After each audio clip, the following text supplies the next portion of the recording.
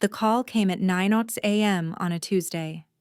I was standing in the office kitchen stirring honey into my second cup of Earl Grey when my phone lit up with my sister's name. Melanie never calls before noon. Ever. A knot tightened in my chest as I answered. "She's gone, Erin." Her voice was flat, empty. "Mom passed about 20 minutes ago." I remember setting my mug down with this strange, deliberate care, as if placing it perfectly on the counter could somehow make everything else fall into place too. "I'm with her now," Melanie continued. "The hospice nurse said it was peaceful. She just stopped breathing." I didn't cry, didn't speak. Just stood there watching the steam curl from my tea, thinking about how Mom would never again remind me that proper British tea needs milk, not honey. That irritating, endearing phrase she always said. "Erin, are you there?" "Yeah, I'm here, My voice sounded wrong, distant. "I'll book a flight today. I'll be there tonight." The kitchenette door swung open and in walked Lloyd Palmer, VP of Business Development and the closest thing I had to a mentor at Archer Thompson Financial. I turned away, pressing the phone closer. "Take care of everything there," I told Melanie. "I'm coming home." Lloyd was watching me, eyebrows raised as I hung up. I must have looked terrible because his usual smirk softened slightly. "Everything okay?" I opened my mouth to tell him this man who'd guided me through 2 promotions, who said I reminded him of his daughter. And my phone buzzed again. A text from Daniel Hargrove, CEO and founder. My actual boss, my office now. Lloyd glanced at my phone. Better not keep him waiting. He's been on a tear since the Tokyo numbers came in. I left my tea steaming on the counter. It would be cold by the time I returned. Cold like my mother's body, lying in a hospice bed 1,800 miles away while her eldest daughter walked into the dragon's lair. Before I get into what happened next, I should probably introduce myself. I'm Erin Caldwell, 32, senior investment strategist I was at Archer Thompson. For 8 years, I built financial models that helped millionaires become billionaires while my student loan payments devoured half my monthly income. The irony wasn't lost on me. I'm the woman who graduated top of her class and still had to fetch coffee for meetings for 6 months before anyone learned my name. The one who worked Christmas Eve while my colleagues were with their families, because you don't have kids. So what's the big deal? The woman who wore the same 3 professional outfits in rotation because looking too feminine meant not being taken seriously, but looking too masculine meant being branded difficult. And I was the daughter who moved across the country from her dying mother because a job opportunity was too good to refuse. The daughter who promised to visit every month but averaged every 3 instead. The daughter who said there would be time later, until suddenly there wasn't. If you're still with me, maybe hit subscribe. I don't know if I'll ever make another video after this one, but I guess we'll see. Anyway, Daniel Hargrove's office occupied the northeast corner of the 47th floor. Floor-to-ceiling windows, modern art probably worth more than my parents' house, and a desk large enough to land a small aircraft. He didn't look up when I entered, just kept scrolling through his phone. "The hang team from Singapore lands at noon," he said, still not looking at me. "Conrad is bringing them straight here from the airport." I stood there, my mind struggling to shift from "my mother is dead" to Singapore client arriving. The hang deal I finally managed. "That's scheduled for Thursday." Daniel finally looked up, steel gray eyes narrowing. Their CEO had a scheduling conflict. They moved it up. Conrad called me last night. Conrad, the account manager who constantly took credit for my work, who had my number but hadn't bothered to inform me of this massive change. "I need to book a flight." I heard myself say, "My mother just died. I have to go home today." There was a flicker, something like sympathy crossing Daniel's face. Then it vanished, replaced by the expression I'd seen countless times in board meetings. Calculation. "That's unfortunate timing," he said, setting his phone down. But the Hangs specifically requested the strategist who built the acquisition model. That's you. My mother just died, I repeated, louder this time, as if volume could make it sink in. He leaned back in his chair. Aaron, I understand this is difficult, but we're talking about a $3 million commission. This is the deal that puts us in the Asia market. You've worked on this for months. I can present remotely. Or Conrad can. The Hangs are old school. They don't trust what they can't see face to face. He sighed, adopting what I now recognize as his practiced, compassionate leader voice. Take tomorrow off. Once we sign the deal today, you can have bereavement leave, but miss this meeting and there won't be a job to come back to. I stood there feeling something crack inside me. Not just break, but crack. Like a foundation under too much pressure. 8 years of pressure. 8 years of just this one more thing, Aaron. And the team needs you, Aaron. And no one understands these models like you do, Aaron. My mother is dead, I said for the third time. And I'm sorry for your loss, Daniel replied, already looking back at his phone. But the Singapore client lands in 2 hours. Make your choice. Have you ever had that moment where your body seems to know what to do before your brain catches up? I walked out of Daniel's office, past my desk with its sad little plant that I watered faithfully every Monday, past Lloyd who called something after me that I didn't hear, and into the main conference room. It was empty except for Zoe from marketing setting up her presentation materials for the Singapore meeting. Hey, she said, glancing up, you look like you've seen a ghost. My mom died this morning, I told her. The first time I'd said it aloud to someone who wasn't family or Daniel. Zoe's hands froze mid-motion. Oh my God, Aaron. I'm so sorry. Daniel said, if I miss the Huang meeting to go to her funeral, I'm fired. Her eyes widened, mascara framed and suddenly angry on my behalf. That's illegal. That has to be illegal. Maybe it was. I didn't know. What I did know was that in the high-stakes world of financial services, people disappeared all the time for crossing the wrong person, not fired officially, just gradually sidelined until they got the message and left. I need your laptop, I said, the plan forming as I spoke. And I need you to go to my desk and get the blue thumb drive in my top drawer. What are you going to do? Zoe asked, already unplugging her MacBook. I looked around the conference room at the polished table where I'd sat through hundreds of meetings, at the pristine whiteboard where I'd drawn financial projections that made men like Daniel millions, while I scraped by in my studio apartment. I'm going to do both, I said. I'm going to bury my mother and close this deal. Zoe handed me her laptop. Whatever you're planning, I'm in. And that's when I told her exactly what I needed. The next 2 hours were a blur of purposeful activity. I pulled up the Hang acquisition model, my masterpiece of financial engineering that I'd spent 6 months building. I knew every variable, every formula, every assumption.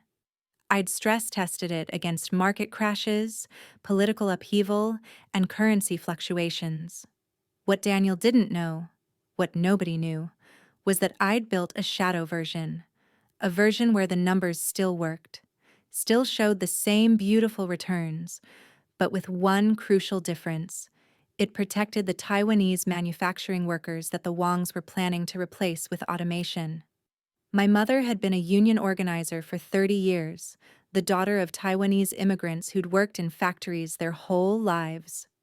She'd raised me on stories of exploitation, of people treated like machinery to be upgraded or discarded. The numbers on the page are always people, Aaron, she'd told me when I got my first finance job. Never forget that. I had forgotten. Or at least I'd gotten good at pretending I had. I called Melanie back. I can't get a flight until tonight, I told her, fingers flying over the keyboard. Start planning the service for Friday. I'll handle Mom's favorite flowers. White peonies, Melanie said automatically.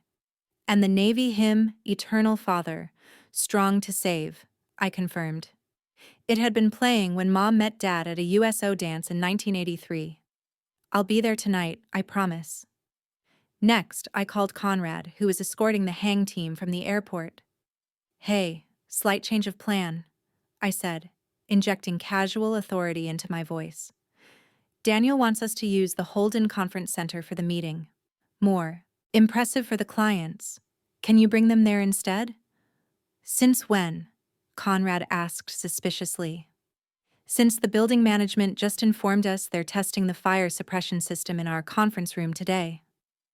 You want to explain deal points while we're all getting sprayed with water? He didn't question it further.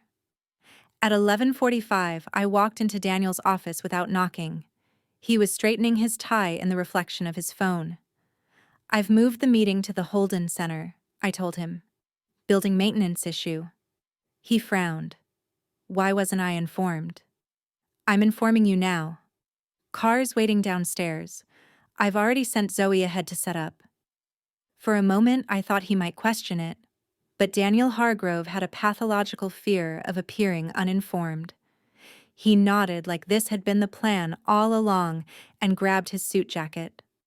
As we rode the elevator down, I looked at this man who had just forced me to choose between my mother's funeral and my career, and I felt nothing. The anger would come later. In that moment, there was only clarity. We stepped outside into the October sunshine.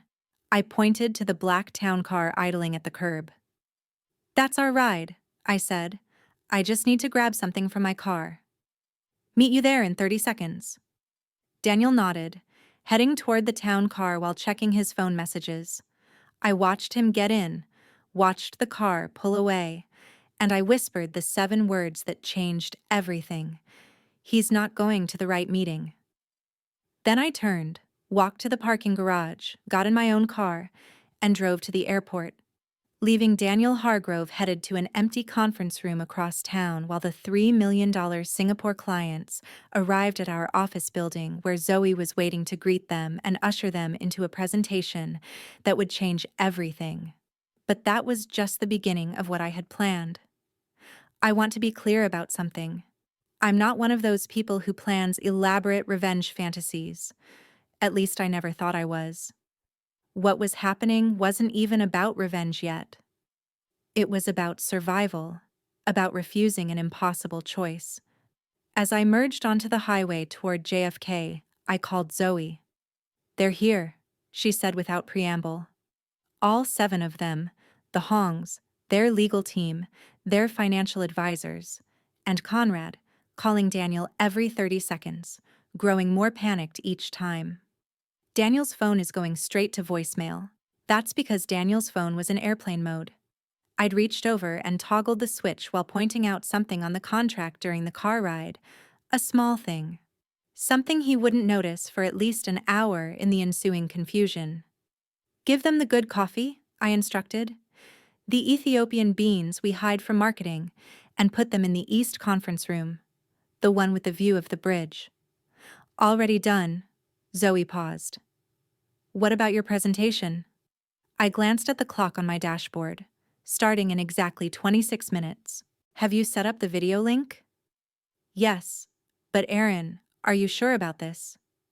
No, I wasn't sure about anything except that my mother was dead, and I wasn't going to miss saying goodbye because a man in an expensive suit thought his money mattered more than my grief. Just make sure everyone's in their seats at 12:30 sharp, I said. And Zoe, thank you. The airport terminal was a blur of bodies and noise. I found a family bathroom, one of those single-occupancy rooms, locked myself in, and pulled out my laptop. Using my phone as a hotspot, I logged into the secure video conferencing platform we used for client meetings. 12:28 p.m. I freshened my makeup with shaking hands, smoothed my hair, and straightened my blouse. There, in a bathroom stall at JFK, I prepared to give the most important presentation of my career. At exactly 12:30, I clicked Join Meeting. The screen filled with faces around our conference table. The Hang family patriarch, Winston Huang, sat at the center, flanked by his son and daughter, their advisors lining the sides. Zoe sat at the far end, giving me a subtle thumbs up out of view of the others. "Good afternoon from New York," I began, my voice steadier than I felt. "I'm Erin Caldwell, Senior Investment Strategist for Archer Thompson Financial. I apologize for the virtual presentation. I've been called away for a family emergency." Winston Huang frowned slightly. At 78, he was old school in every sense, famously preferring face-to-face meetings. "However," I continued, "I believe what I'm about to show you will be worth the unconventional format." For the next 45 minutes, I walked them through my alternative acquisition model, not the one approved by Daniel, but the one that protected the Taiwanese workers while still delivering the 18% return the Hangs wanted. I showed them how automation wasn't necessary for profitability, how keeping the experienced workforce would actually reduce quality control issues that plagued new automated systems. This approach gives you something more valuable than a marginal increase in short-term profits. I told them it gives you stability, institutional knowledge, and most importantly, it gives you face. Winston Huang's eyebrows rose slightly at my use of the Chinese concept. "The current labor protests in Taiwan have international attention," I continued. "By retaining the workforce, you position yourselves as responsible corporate leaders rather than opportunistic cost cutters. The goodwill alone will open doors throughout the region that might otherwise remain closed." I took a breath, aware I was about to cross a line I couldn't uncross. "My mother passed away this morning," I said, my voice finally betraying a tremor. She was the daughter of Taiwanese factory workers who came to America for a better life. She spent her career fighting for worker protections. And as I prepared this presentation for you, I kept asking myself what she would think of my work. The conference room was utterly silent. I could see Winston Huang studying me through the screen. "Mr. Huang, I believe this alternative approach honors my mother's legacy while still meeting your financial objectives. It's not just good ethics, it's good business." There was a long moment of silence. Then Winston Huang leaned forward. "Where is Mr. Hargrove?" he asked. Unavoidably detained, I replied smoothly.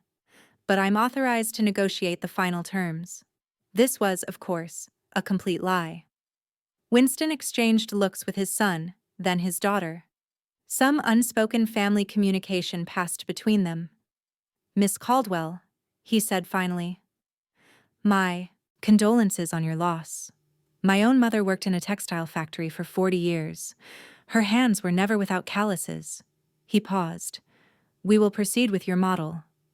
I felt a rush of something. Not quite victory, not quite vindication, something more complicated. "Thank you, Mr. Huang. Zoe will provide the contracts reflecting these terms."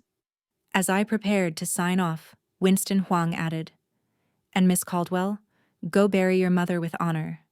Business can wait." I ended the call, closed the laptop, and finally allowed myself to cry.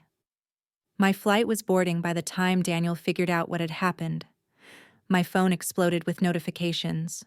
First texts, then voicemails, each more apoplectic than the last. "Where the hell are you?" "The clients are here. Not at Holden. Call me immediately." And finally, "You're fired. Don't bother coming back."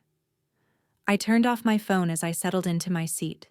6 hours to fly across the country, 6 hours to process what I'd just done. I'd blown up my career. 8 years at the company gone. My reputation in the industry possibly unsalvageable. The mortgage on my apartment that I could barely afford even with my senior strategist salary. What would happen to that now? But I'd also done something else. I'd honored my mother in the only way I knew how. I'd used my financial models, the skills she'd always regarded with a mixture of pride and suspicion, to protect people like her parents, like the people she'd spent her life advocating for. Somewhere over Ohio, I realized I was smiling. The next 3 days passed in a surreal fog of grief and funeral arrangements. Melanie and I sorted through Mom's modest belongings in her assisted living apartment. We argued about the eulogy, cried over her collection of refrigerator magnets from places she'd visited, and drank cheap wine straight from the bottle like we used to in college. She kept everything you ever sent her, Melanie told me, pointing to a shoebox filled with postcards and trinkets from my business trips, even the stupid stress ball from that conference in Dallas. The guilt crashed over me. All the visits I'd canceled, the calls I'd cut short because of work emergencies, the last time I'd seen Mom 2 months earlier when I'd spent half the visit on email because of a critical client situation. She was proud of you, Melanie said, reading my thoughts the way only siblings can. She didn't always understand what you did, but she was proud.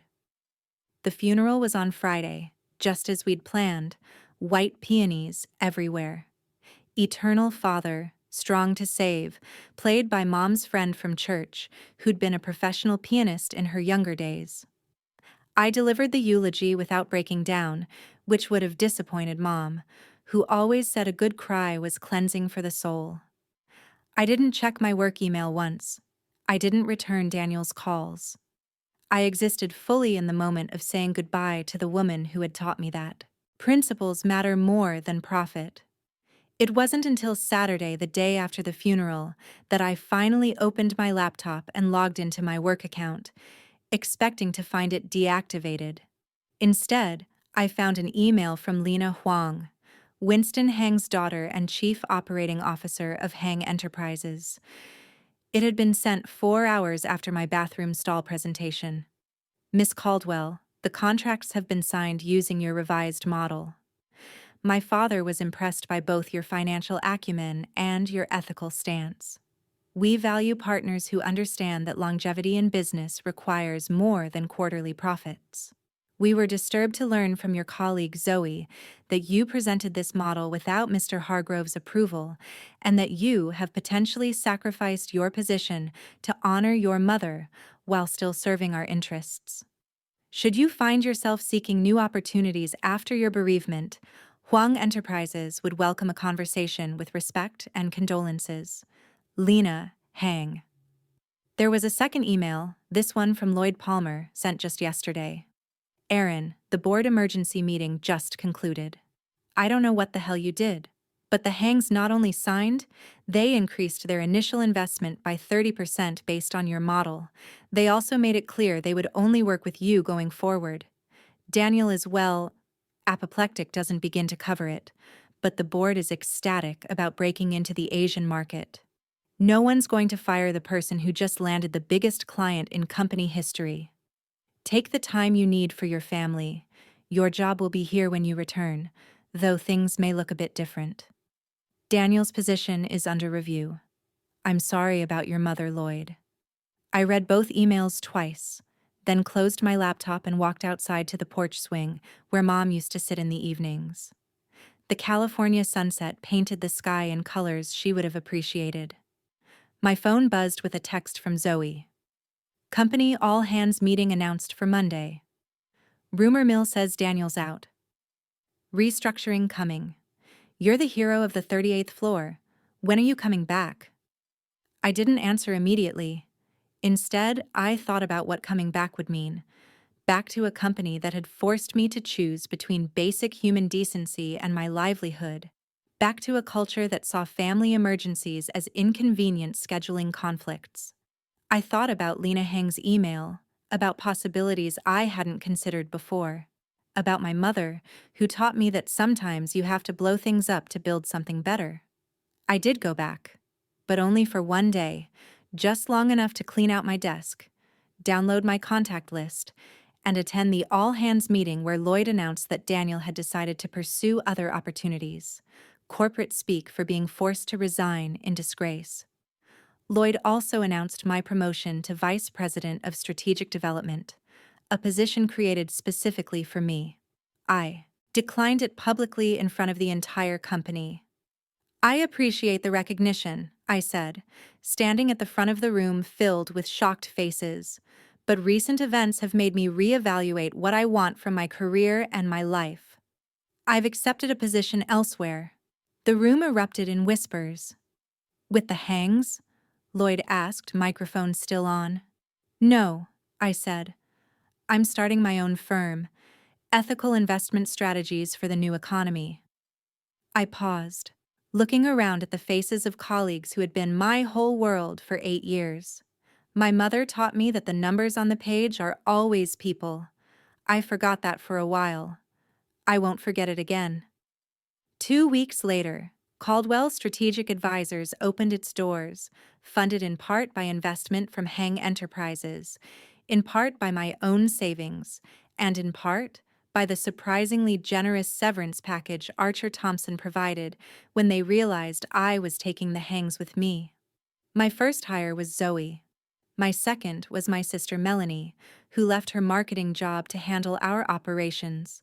My third was Lloyd Palmer, who resigned from Archer Thompson after 30 years when he realized which way the wind was blowing. It's been 18 months now. We're small but growing. We specialize in acquisition models that prioritize worker retention and ethical supply chains while still delivering competitive returns. We have a waiting list of clients. Sometimes I wonder what would have happened if Daniel hadn't given me that impossible choice on the worst morning of my life. If he'd shown a shred of basic human compassion, he probably would have kept his job. I probably would have kept mine. The Hangs would have gotten their original model. Hundreds of Taiwanese workers would have lost their livelihoods, and I would have continued being a small cog in a soulless machine. Sometimes the worst moments of our lives become turning points we never could have anticipated. So that's my story. Not exactly the revenge saga you might have expected from the title. I didn't destroy Daniel out of spite. I just chose not to sacrifice myself or my values for his profit margin. The fact that he imploded as a result was just karma doing its thing. My mom would say it was justice, that the universe has a way of balancing the scales. I keep her picture on my desk now, right next to the stress ball from that conference in Dallas. Sometimes, when I'm building financial models late at night, I swear I can hear her reminding me. The numbers on the page are always people, Aaron. I don't forget anymore. If you've stuck with me through this whole story, thank you. Maybe hit like, or subscribe if you want to hear more. Though, honestly, I don't know if I'll make another video. This was more therapy than content creation. But if there's one thing I hope you take away from my experience, it's this. When someone forces you to make an impossible choice, sometimes the best option is to reject their terms entirely and create your own path. It's terrifying. It's risky. But on the other side might be something better than you ever imagined. And if you're dealing with grief and impossible choices of your own right now, I see you. It gets well. Not easier exactly, but different. More manageable. The waves don't stop coming, but you learn to swim. Anyway, thanks for listening to my 2 a.m. confessional. I should probably try to sleep now.